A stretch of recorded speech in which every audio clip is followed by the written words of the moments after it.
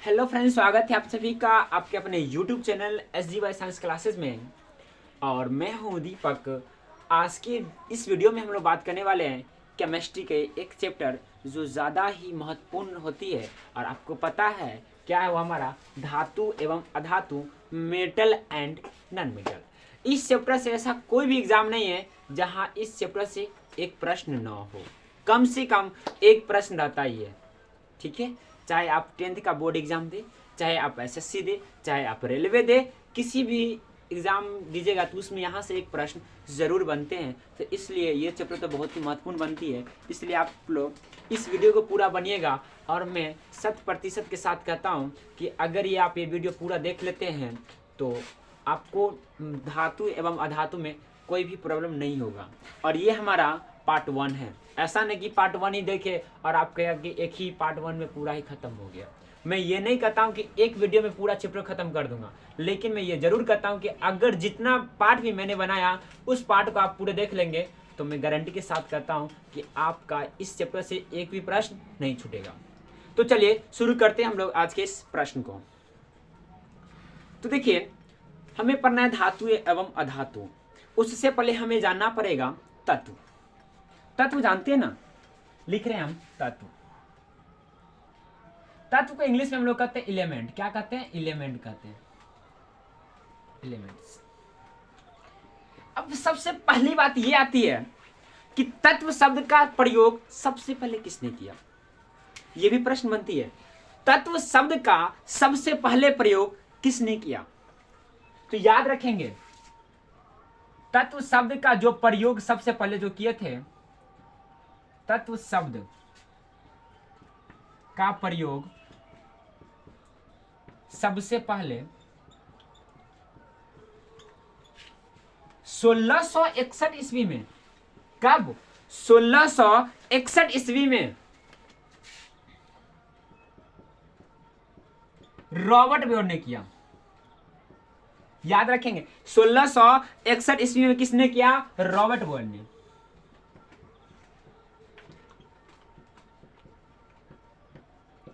यहां से एक प्रश्न डायरेक्ट बनता है कि तत्व शब्द का सबसे पहले यानी कि सर्वप्रथम प्रयोग किसने किया? तो रॉबर्ट बोयर ने किया। किसने किया था? रॉबर्ट बोयर ने। और कब किया? 1661 ईस्वी में। क्लियर है? लेकिन अगर आपसे यह पूछे कि तत्व की परिभाषा को सबसे पहले किसने दिया? तत्व जानते हैं ना, परिभाषा जानते हैं ना, डिफिनेशन। तो किसने दिया? तो याद रखेंगे, अगर आपसे परिभाषा की बात करें, किसकी बात करें? परिभाषा। सबसे पहले जो परिभाषा दिए थे, अगर आपसे ये पूछे तो याद रखेंगे एंटोनी लॉरेंज ने। एंटोनी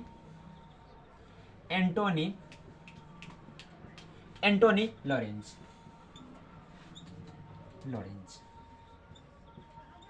किसने दिया परिभाषा सबसे पहले? Antoine Laurent Lavoisier.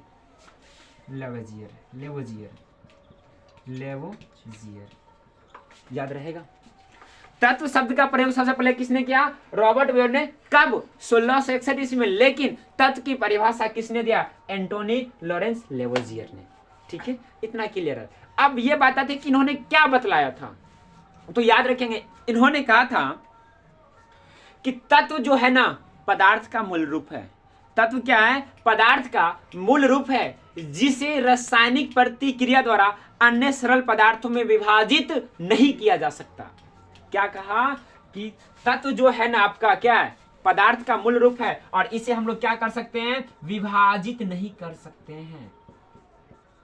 विभाजित नहीं किया जा सकता है।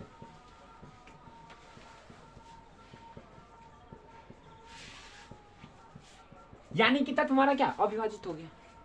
विभाजित नहीं किया जा सकता। किसमें? अन्य सरल पदार्थों में। किसमें? सरल पदार्थों में क्या क्या नहीं कर सकते हम लोग? विभाजित नहीं कर सकते। ठीक है। अगर बात करें कैसे विभाजित नहीं करेंगे, तो ऑक्सीजन है ना, ऑक्सीजन विभाजित किया तो आपको ऑक्सीजन नहीं मिलेगा ना, कि हाइड्रोजन मिल जाएगा? नहीं ना। इसलिए इन्होंने कहा कि तत्व जो है पदार्थ का क्या है? मूल रूप है, जिसे रासायनिक प्रतिक्रिया द्वारा क्या कर सकते हैं हम लोग? अन्य सरल पदार्थों में विभाजित नहीं किया जा सकता है। किसने कहा? याद रखेंगे, एंटोनी लॉरेंस लेवोजियर ने, इन्होंने क्या दिए थे, परिभाषा दिए थे, और परिभाषा क्या था, यही था। और सबसे पहले सब पे बता दिए 1661 ईस्वी में हुआ था।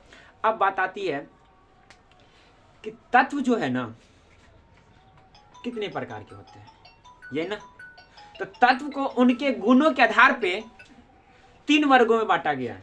कितने वर्गों में, 3 वर्गों में। याद रखेंगे, तत्व को उनके गुणों के आधार पे कितने वर्गों में बांटा गया है, 3 वर्गों में।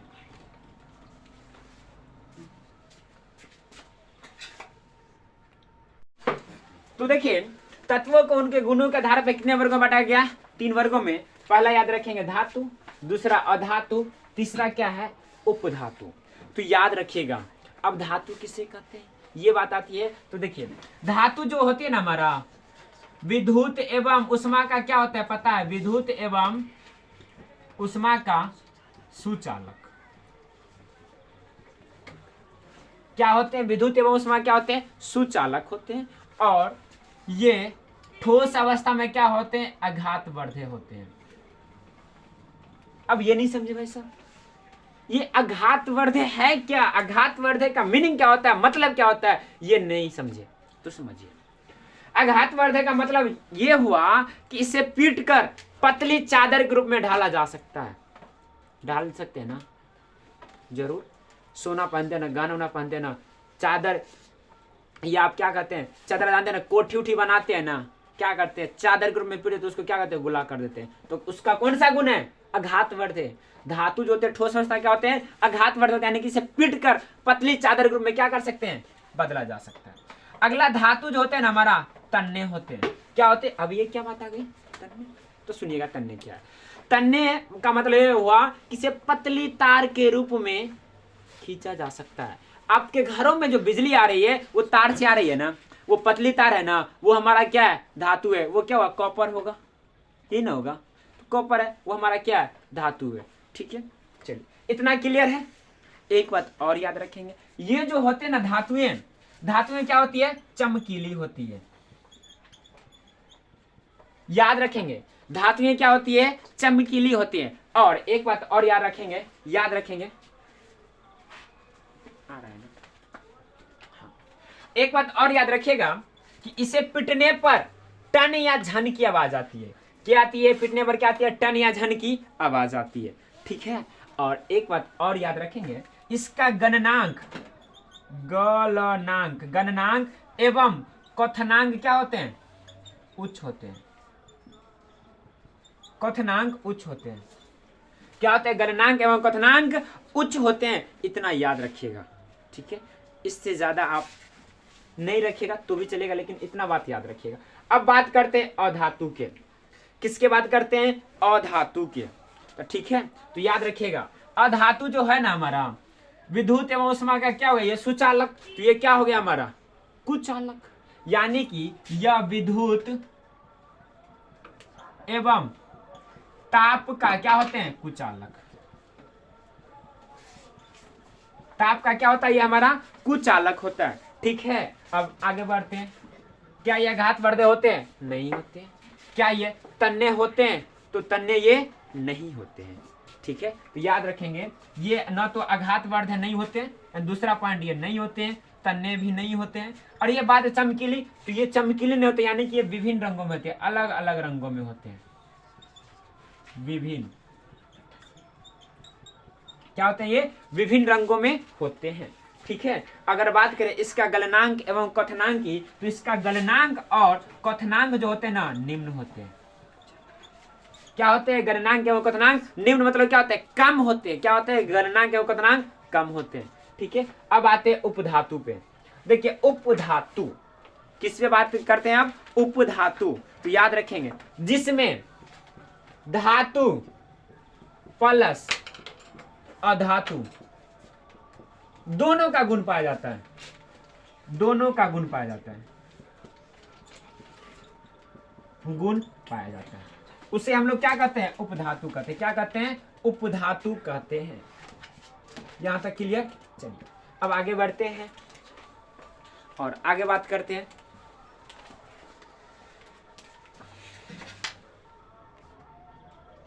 तो देखिए थोड़ा ओवरव्यू हम लोगों ने धातु, अधातु और उपधातु का ले लिए। क्या ले लिए? धातु, उपधातु और अधातु का क्या कर लिया हम लोग? ओवरव्यू ले लिए। ठीक है, तो एक बात इससे पहले आप लोग जान लेंगे कि सबसे अधिक मात्रा में मिलने वाले तत्व क्या है। आपको कंफ्यूजन होगा कि सबसे अधिक मात्रा में कौन कौन तत्व पाए जाते हैं, तो लिखेंगे हम लोग सबसे अधिक मात्रा में मिलने वाले तत्व। सबसे अधिक मात्रा में मिलने वाले तत्व, मिलने वाले तत्व। अब बात आती है कि सबसे अधिक मात्रा में कौन कौन से तत्व पाए जाते हैं। तो याद रखिएगा, पहला हमारा है ऑक्सीजन। पहला क्या हमारा? ऑक्सीजन। सबसे अधिक मात्रा में कौन सा पाया जाता है? ऑक्सीजन पाया जाता है। और ये ऑक्सीजन हमारा क्या? नॉन मेटल है ये। और क्या हमारा? अधातु है। ऑक्सीजन क्या है हमारा? अधातु है। याद रखेंगे, सबसे अधिक मात्रा में पाए जाने वाला तत्व में पहला क्या आता है? ऑक्सीजन, जो क्या हमारा अधातु है। और दूसरा है हमारा सिलिकॉन। क्या हमारा? सिलिकॉन। क्या है दूसरा? सिलिकॉन। और सिलिकॉन जो है उपधातु है। क्या हमारा? सिलिकॉन जो है उपधातु है। अब बात करते आगे क्या है? तीसरा जो आएगा हमारा एल्यूमिनियम। क्या आ जाएगा हमारा? एल्यूमिनियम। तो याद रखेंगे, एल्यूमिनियम जो हमारा क्या है? धातु है। क्या है हमारा? धातु है। और अगला जो 4 नंबर है हमारा आयरन। ये भी हमारा क्या है? धातु है। तो याद रखेंगे, सबसे अधिक मात्रा में जो तत्व मिलते हैं वो क्या है हमारा? ये चारों है। और ये कहाँ मिलते हैं? तो भूगर्भ में मिलते हैं। कहाँ मिलते हैं? याद रखेंगे, भूगर्भ। भूगर्भ में मिलते हैं सबसे अधिक मात्रा में। भूगर्भ, भूगर्भ यानी पृथ्वी के गर्भ में मिलते हैं। अगर आपसे पूछे कि पृथ्वी के गर्भ में सबसे अधिक मात्रा में मिलने वाले तत्व कौन कौन है, तो ये आप बतला सकते हैं ऑक्सीजन, सिलिकॉन, एल्यूमिनियम, आयरन। यानी कि आयरन धातु 2 है, यानी सबसे अधिक मात्रा में क्या पाया जाता है? धातु पाया जाता है। उसके बाद सिलिकॉन, ऑक्सीजन, ये चारों तत्व जो है हमारा क्या है? सबसे अधिक मात्रा में पाए जाते हैं। अब बात करते हैं कि हमारा जो शरीर है इसमें सबसे अधिक मात्रा में क्या मिलता है। तो याद रखेंगे, नोट करके लिख लेंगे, नोट। मानव शरीर में, किस शरीर में? मानव शरीर में, मानव शरीर में, मानव शरीर में ऑक्सीजन तत्व, ऑक्सीजन तत्व सबसे अधिक मिलता है। क्या होता है? सबसे अधिक मिलता है। ठीक है, ये भी पूछता है कि हमारे शरीर में सबसे अधिक मात्रा में पाए जाने वाले तत्व कौन है? तो ऑक्सीजन है। क्या हमारा? ऑक्सीजन है। ठीक है, अब आगे बढ़ते हैं। तो चलिए हम लोग अब शुरू करते हैं मेटल। क्या शुरू करते हैं? मेटल। धातु और धातु और अधातु और उपधातु के बारे में कुछ कुछ आपको हम बतला चुके हैं और वे काफी है। और अब हम लोग डिटेल में पढ़ेंगे धातु के बारे में। ठीक है, तो पहला पॉइंट हमारा क्या होते हैं? धातु जो होते हैं क्या होते हैं? आघातवर्ध। क्या होते हैं? आघातवर्ध तथा, आघातवर्ध तथा क्या होते हैं? तन्य होते हैं।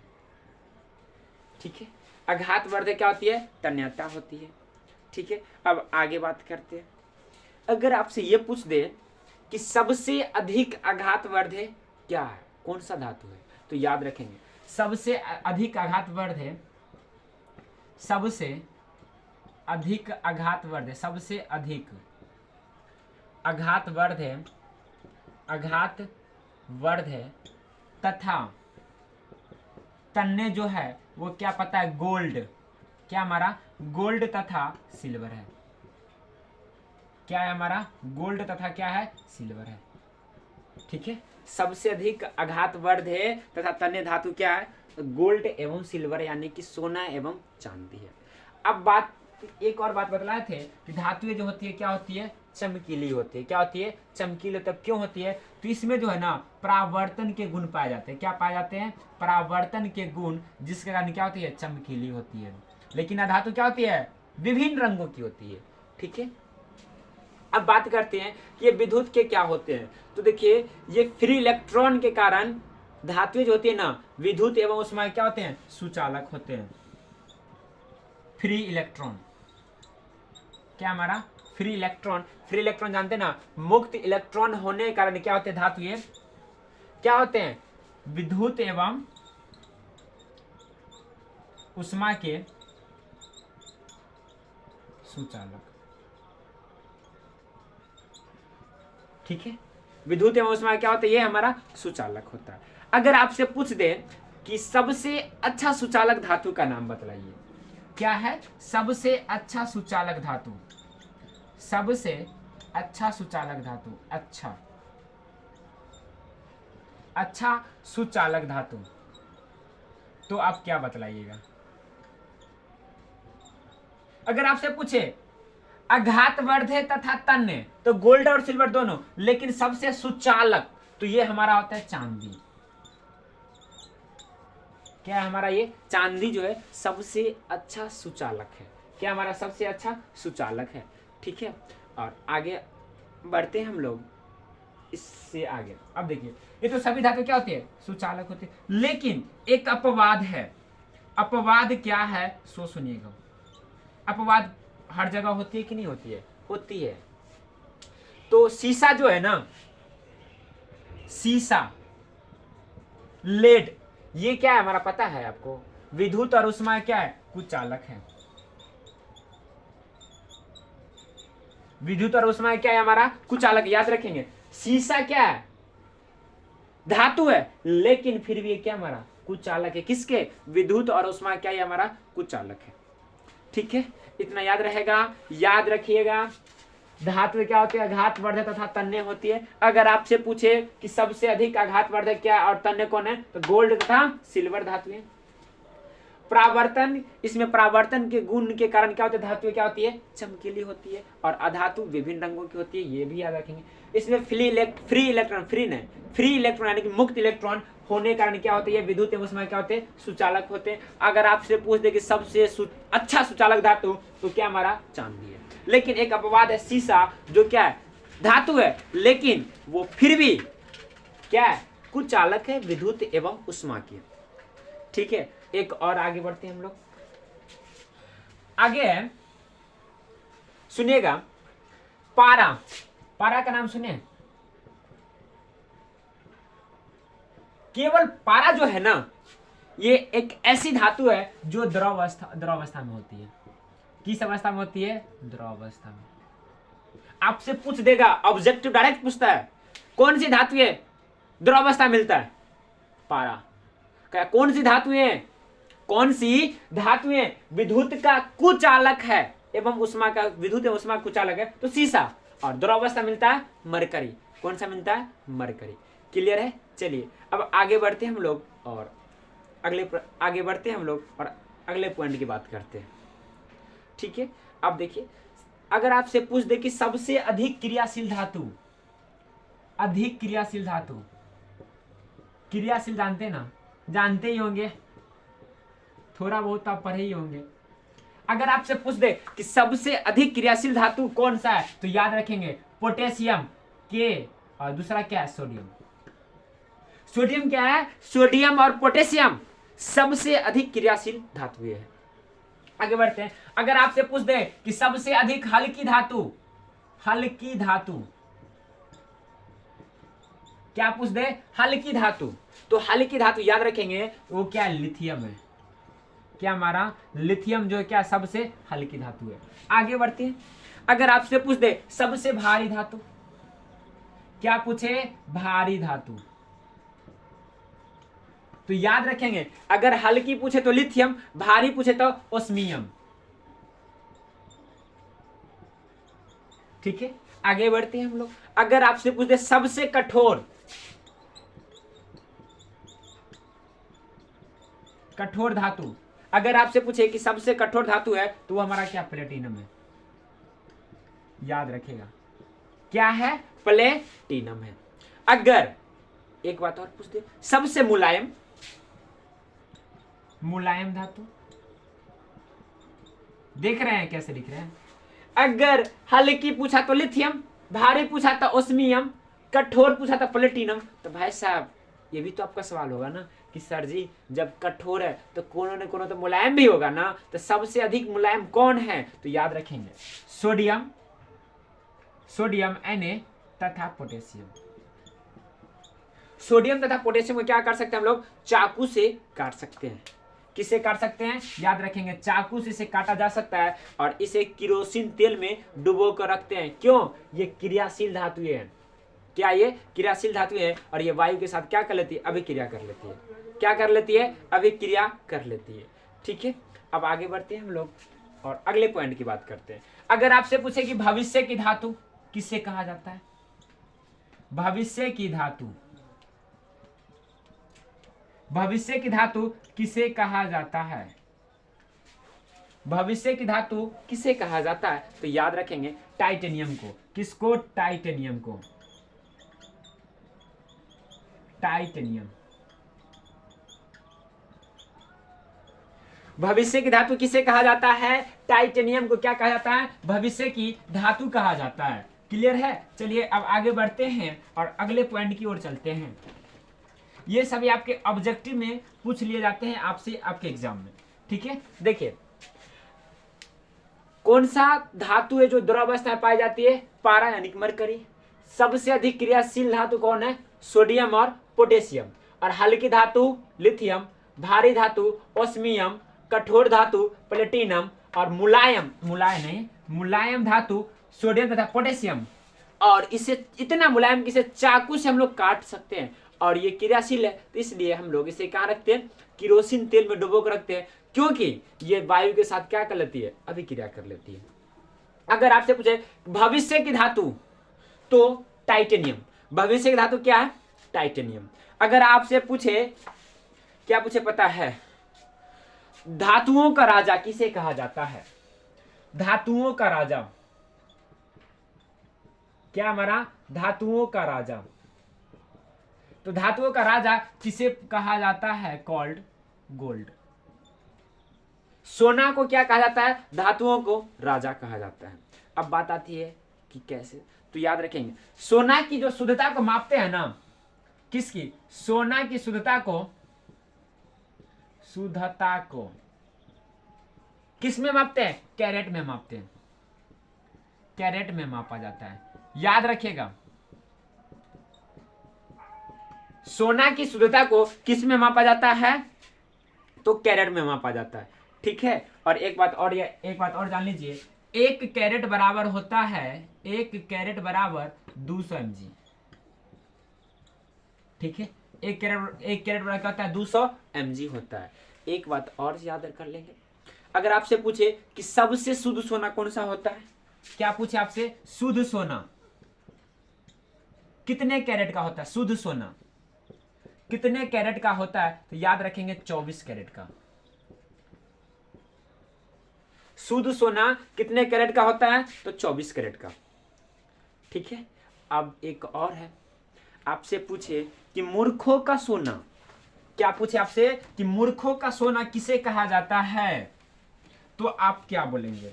आपने सोना का राजा जान लिए, ये ना भविष्य की धातु जान लिए, नहीं धातुओं का राजा जान लिए, सोना का राजा नहीं। धातुओं का राजा क्या है? सोना है। अब पूछ दे मूर्खों का सोना, क्या मूर्खों का सोना? मूर्खों का सोना, तो याद रखेंगे मूर्खों का सोना जो कहा जाता है आयरन पाइराइट्स को। किसको कहा जाता है? आयरन पाइराइट को। आयरन पाइराइट को क्या कहा जाता है? मूर्खों का सोना, यानी कि FeS2।